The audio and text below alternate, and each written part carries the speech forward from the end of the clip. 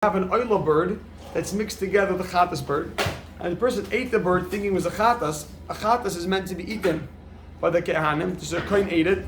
A chatas bird is meant to be eaten by kehanim, and the person ate it, and the kohen ate it, thinking that what? The kohen ate it thinking that it was a chatas. It turns out it was the oila bird. The Gemara says that seems to be. The Gemara says that that's a case where ta'ah b'dvar mitzvah. Where he means he was busy while trying to do the mitzvah. The mitzvah we're discussing is going to be the mitzvah of trying to eat the carbon. That's interesting. The mitzvah of trying to eat the carbon, and you end up eating the wrong. You end up eating the wrong carbon. You end up eating the oila, which is you're not allowed to eat. And me'ilah requires a carbon asham to be brought. Just so you know, the me'ilah, if you're over me'ilah, which means you had enough from hektish, you have to bring a carbon asham. Okay. So the Gemara says you're potter because you're ta'ah b'dvar mitzvah. So the Gemara then says that case is not that case has an element of chiddush. The Gemara says that what? Because he didn't end up doing the mitzvah. He didn't end up doing the mitzvah of eating the right carbon. Okay. The Gemara then went on to give the next case. What was the Gemara's next case? Where someone ate from a carbon. Someone brought a carbon that wasn't checked. He shechted a carbon that wasn't checked properly. So I have to explain this to everyone because yesterday I didn't explain. I don't think I explained it clearly enough. If somebody, there's an assay, I was looking into it, there's an assay, you have to check a carbon before you bring it. If you don't check the carbon, then you're not allowed to shecht it. And if you shecht it, you're over on the assay, and the carbon is invalid. You can't check if there's a movement, now say retroactively it was okay. Why not? Why not? Says the Meiri. The Meiri says because there are many movements that cannot be detected after shechted, only prior to shechita. So the Meiri says that it wouldn't help to check it afterwards because you can't do a full inspection after the carbon is already shechted. You're over on the assay of not checking it, but you're not over on the Israel that it's a possible shita. Exactly. You're over on the assay of not checking it, and therefore the carbon is not. And the Meiri says, and therefore we're not going to allow the carbon because there's no issue bringing a bad carbon tamen also. So this you didn't check it, so we don't know if you brought a bad. What do you do wrong? Check it after also. So Meiri says if you check it after, Also. Yes, but it won't reveal certain defects that may have been there when it was alive. That if you check when alive, it would have revealed. When you check it for potential like the lungs. Yeah, so it seems to be. I'm not sure exactly. I don't know. We said there are stomachs. There's a lot of things. So something. Lila. Yeah. Yeah, but that's Because it's right, but that would seem to be after it's already shechted. Meiri says there are some things that you can only check when it's alive. So you might say, okay, check it now, it's dead. So you didn't check it before, check it now. Meiri says no, it wouldn't suffice because there's some things they need to be checked before shechted. So the Gemara says, the Gemara then says over here, so it says over there, you're chayav chatas. Because now, a second. So that carbon you're not allowed to shech that carbon. So on Shabbos, you only have a heter on Shabbos to shech a carbon that's for on the Shabbos. You're not allowed to kill an animal on Shabbos. You're not allowed to shech an animal. You want to eat an animal, you're not allowed to do it. But the void in the Beis Hamikdash was Deicha Shabbos. So you're allowed to shech the carbon tamen in the Beis Hamikdash. Being that this carbon is not a good carbon because you didn't check it, you're not allowed to shech it. So if you shech it on Shabbos, now you're chayav chatas. It's not that shechting this carbon on Tuesday would make you chayav chatas. I was asking. It's rather because you're not allowed to shech on Tuesday. So if you're going to shech on the Shabbos, you killed an animal on Shabbos, chayav chatas. But you're not chayav for being over on something. Means that what's the chiddush now? We bring a meisvei, we bring a chiddush. We try to bring a meisvei. We know the case of Ayla and chatas that you're.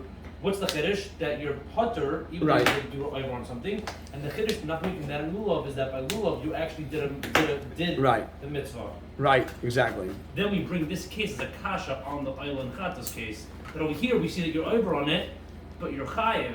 Right. So the question was that you're chayiv. Why should you be chayiv over here? You thought you were doing a mitzvah.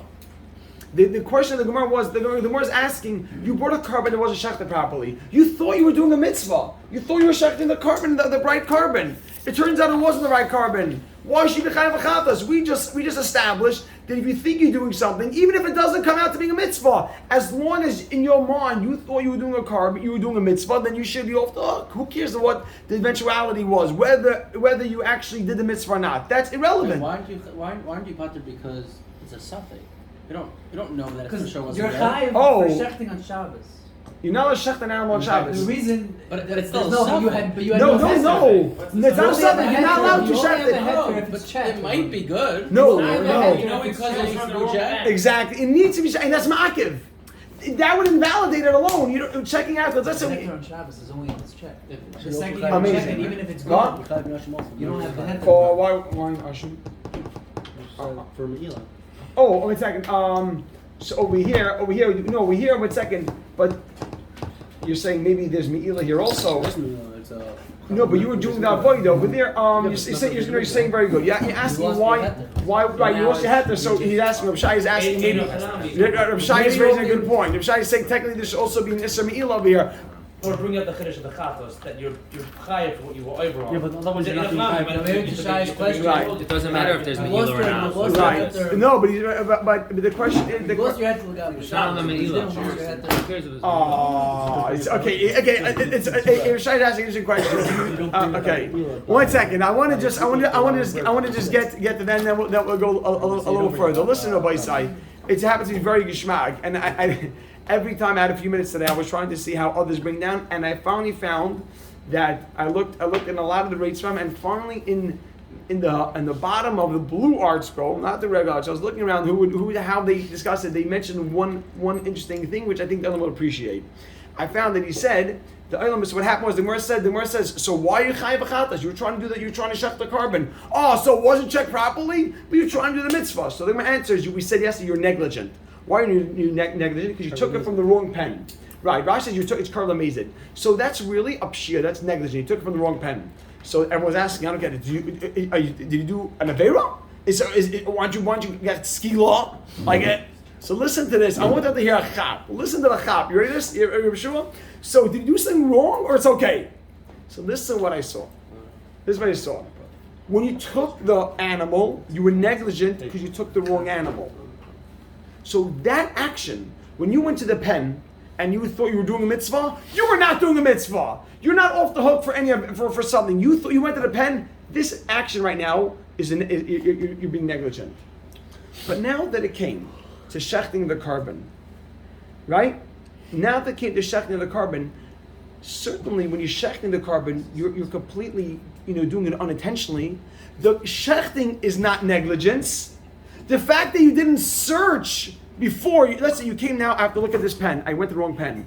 This action is negligence. So now you're going to say, oh, you were involved in a mitzvah? No. You're not involved in a mitzvah, and you went to the wrong pen, you were negligent. So how come when you shech the carbon, you're not chayiv skila? Why is it not negligent to bring a lulav into a Rosh Hashanah? Oh no, because over here we say that this is a higher level of negligence where you shouldn't have gone to that pen. It's Shabbos. Everyone's. I'm saying. It's true. The guy forgot a Shabbos. You turn on a light on Shabbos. You forgot a Shabbos. That's exactly what a shegig is. Here you went the wrong pen. We consider a kohen should not make that error. But one second, when you went to shech the carbon, is there anything negligent about? Is there anything negligent about what we're doing now? Are you being negligent? You happen to think You're saying you're shechting you're shechting the carbon right. You're shechting the carbon right.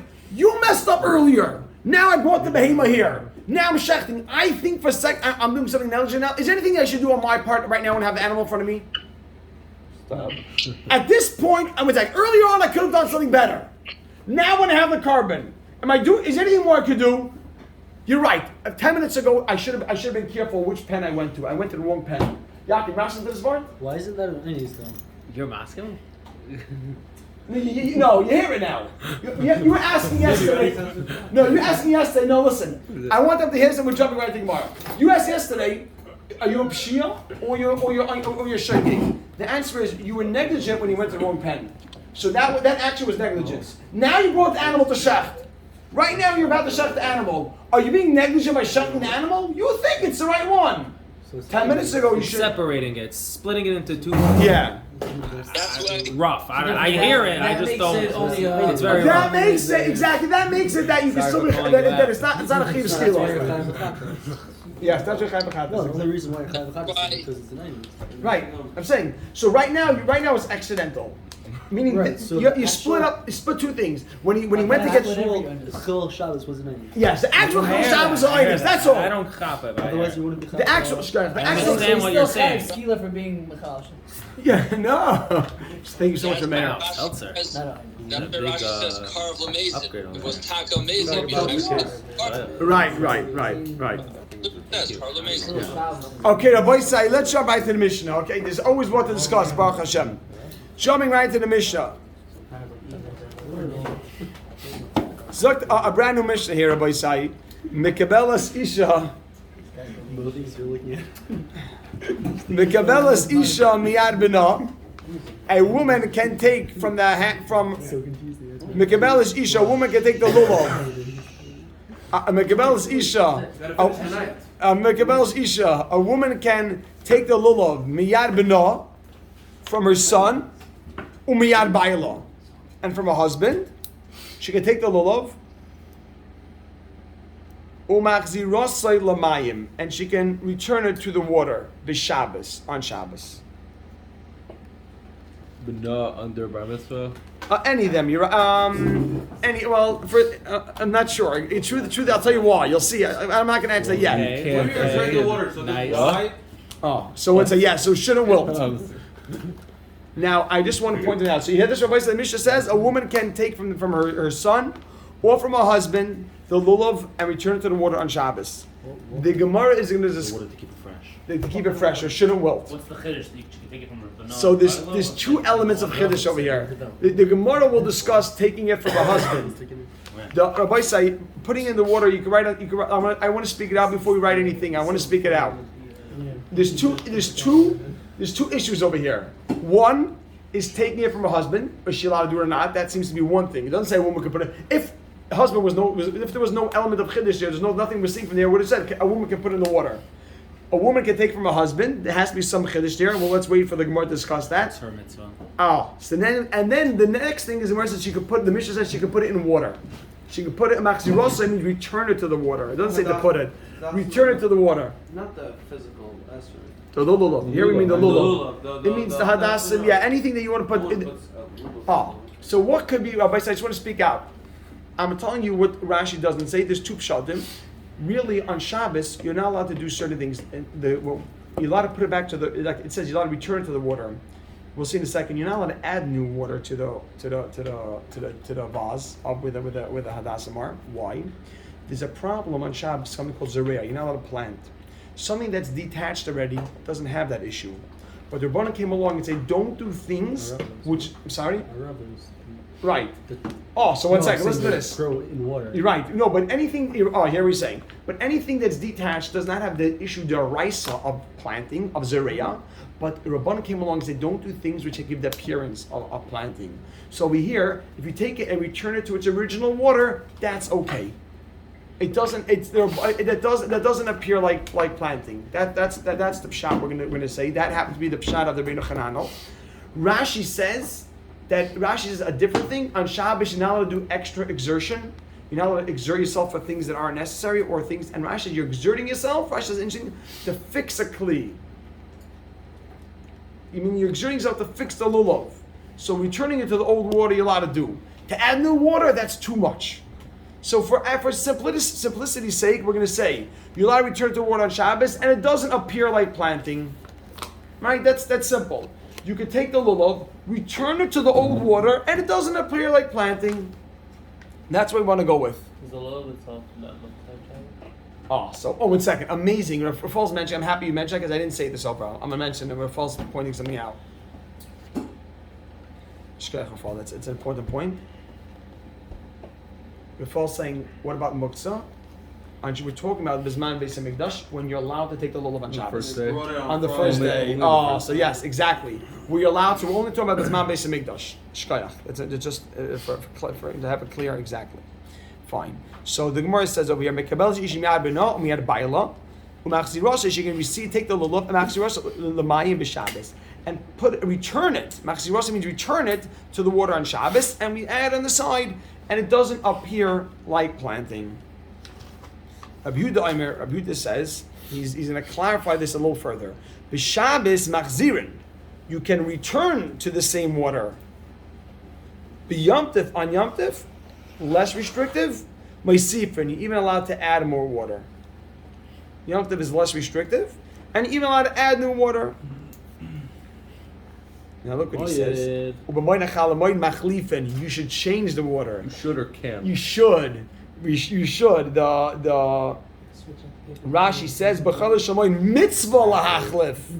Rashi says it's a mitzvah because you're supposed to have beautiful dalaminim. So you have that. Have those guys in shul that stuff are black and they don't pay the So- shul for the. So a person should try to do what he could to preserve it, and definitely buy new Arov is like 3 days into Yom Tov. You know, I might have to buy 2-3 times, What's but the it's Gedai. argument? What? What's the argument between Tanakh and Rabbi Yehuda? No, Rabbi Yehuda is further clarifying it. Yeah. Machs rest of the mind. Yehuda says Bashav and Machzilim beyond They the don't argue at all. Right. Uvemoyin machlif. Machlif means you should change the water. It's a mitzvah to change the water. Okay. Another halacha. Katan hayadea linaneya. A katan knows how to shake the linaneya means to wave, to shake the lulav. That's called shake. You know, we know that what nanuim to shake the lulav. Chayiv lulav. He's chayiv on lulav in the mitzvah de rabbanan. Yeah, he's chayiv exactly. So everyone here should be wondering, why is it necessary? We spoke out of It's a secondary. we spoke on top of the Amid. Mida'agbe, when you pick up the lulav yatzaba, you have fulfilled the obligation of the mitzvah. So why is it necessary for the katan to know how to shake the lulav? Kishmak kasha. So Nitziv and others point out that in order to be chayiv in the mitzvah, you have to have at least the capability of performing it in the most optimal way, which means you need to be able to perform the mitzvah in it to the fullest. Shaking is a part of the mitzvah. It's not ma'akev. If you just pick it up, you yaitza. But the full mitzvah is shaking it also. A katan who can't do the full mitzvah is not even required to do the basic level. Shmaka, just clarity in that. Why does he have to know how to shake the lulav? Picks it up. He knows how to pick it up. It's fine. It's fine. It's a level to pick up a little bit. Pick up the aluminum also. I have to say 30 seconds. One of the greatest stories that stood out in my mind, say 30 seconds, of my father, Zatzal, was that the few things that gave him like tremendous joy. One of them was that he got nice dalaminim, and one year someone sent him from Yisrael an esrig in a box this size. And it was cool. What? The Moroccan one. And it was a chazanish. It was like all the milas. It was that massive. size? It was in this box, and it was tremendous. Oh, And my father didn't usually have this, and he was so besimcha. He took it to shul, and everybody came over to shake it, and he was overjoyed. How was he with it. able to hold both? And you're right. Let's say he had to be maslif. It was unbelievable. It happened to be, say, he brought it home the first day Yom Tif, and he brought home the first day Yom Tif, and everybody after shook it. It was the first, second day Yom Tif, and then everyone went out of the room, and everyone was marveling, when they saw it. And then when they went out of the room, and then my nephew's brother, the younger brother, so everyone marveling at it. So he went to climb on top of the table, and he picked up the esrig, he looks at it, and then he obviously tried climbing down, dropped the esrig, and Pitim fell off. And this, out of all the stories, this might stand out more than almost all the stories that I know about my father, and there are many, is that everyone's like, everyone ran in because he got petrified. And everyone ran in, and my father, I was learning actually with Moshe in the kitchen, and then my father heard the whole commotion, so he walked there, and he saw it, and he for a second, he took hold of himself, was like, it's okay. And he went back to the kitchen. I'll never forget that, it's okay. He turned around, and I know that wasn't that was like 60 years of getting to you work 60 years to get to that level of, everyone was ready to Anyhow, so it's not a simple thing to be able to hold a lulav either for a katan. So it's okay, just a side thing I had to just mention it. Just came to mind. The Gemara jumps in right away. Pshita. Now it's obvious, pshita. It's obvious that a woman can take the lulav. Like why? The mission begins. It's obvious that a woman can take the lulav. I understand what we're talking about. The mission began that a woman can take the lulav from a husband and her son and put it to the water. Now that sounds like this. It sounds like no. She's taking it from the husband and she's going to put it back into the vase. Where's the Isser? Only if you have a mitzvah. So the Gemara, no, because the Mishnah is saying it seems to be giving us a story here.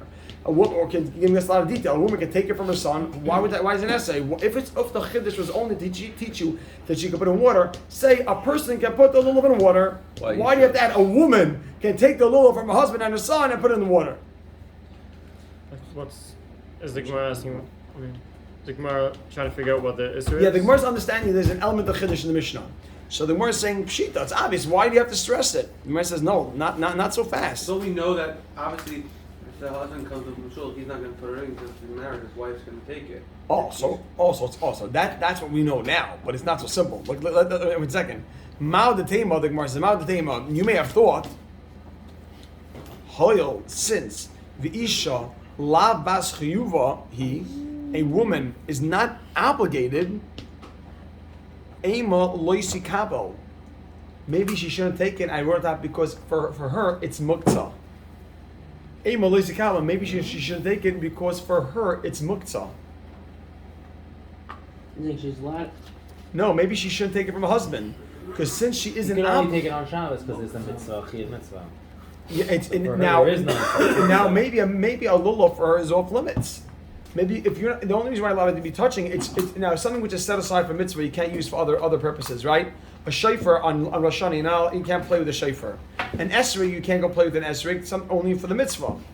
So like there's a whole shiloh, why are you even allowed to carry an esrog back? A woman's a chayiv.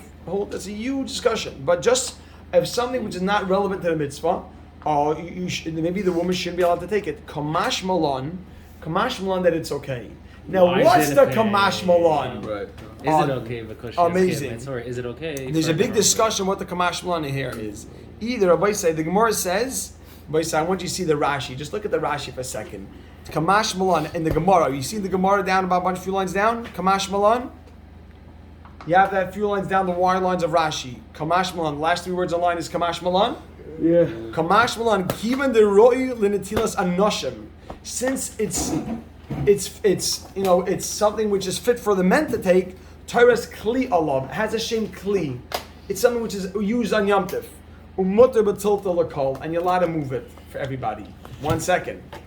Even if you're a katan who doesn't know how to. So 1 second. Other What's the Rishonim. finish the So the other Rishonim. 1 second. The chiddush over here is that other Rishonim want to say that no, since she could do the mitzvah, other Rishonim don't learn like Rashi. Rashi says since for a husband it's okay. For her, then it makes it everyone's allowed to pick it up. It's not muktzah. We don't say a partial muktzah. Look, your husband can touch it because he does a mitzvah.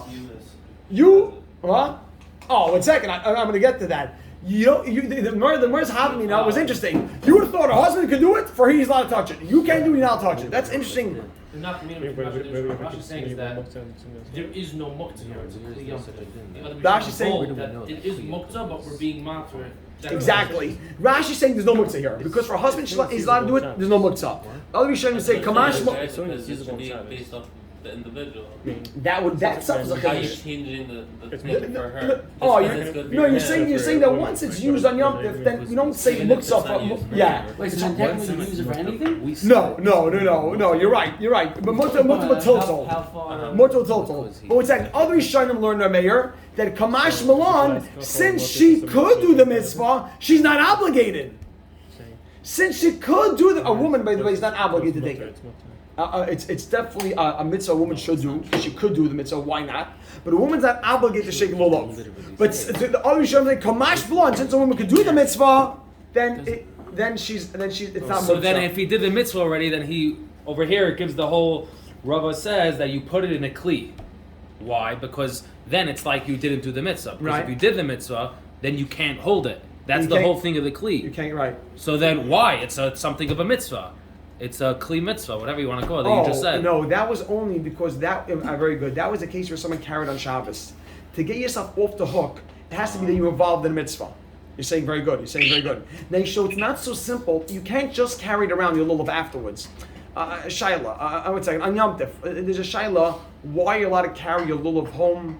Okay, without getting all into all the things you carry home for your wife. Your wife's not chayiv in the mitzvah. Oh, because she could do the mitzvah. This is a lot of discussion You're saying of on regular Yom Tov. on regular Yom Tif. On regular Yom Tif, once you do the mitzvah, you shouldn't be touching it more. Now this is it's muktzah. Really? On regular Yom A regular Muktzah. Tif. Your shofar. You want to start playing with a shofar. You're not allowed to play with the shofar on Rosh Hashanah. Rashi would say yes. I'm sure there's a lot on. Yes, because it's You're not Yeah. allowed to start. so that's I don't want to get into all the lachal because Unless you're practicing for the shofar. What happens if they already did the mitzvah? No, that's so if you did the mitzvah, then it should be like all things which are taka wouldn't go off limits. So once the mitzvah is done, then it's off limits? Yeah, but 1 second. I believe that we'll look into it because shofar we treat very stringently. Your wife's not chayiv. You can't. A shofar on Shabbos. I'm sorry. A shofar on Yom Tov is really muktzah aside from the mitzvah. Okay. Rebbe, Yeah. Rebbe, maybe the Mishnah is trying to say that because a woman is not really obligated, she's the only one that's really allowed to put it back in the water. The husband's not allowed. Why? Because he did the mitzvah already. No, but if a woman's not obligated, then for her it might be muktzah. She's allowed to put it back in the water. Why is she allowed to touch it? What? And she shouldn't be allowed to touch it. She shouldn't be allowed to touch Because it. she lo shayach. It's not her mitzvah. According to Rashi, even carries healing even after Right, it's exactly. That's what Shua was pointing out. Exactly. So we need that we have to. We'll make sure get to. Interesting that Mishnah says Machzi Rosh Hashanah. Could the Isha give it to her husband to take?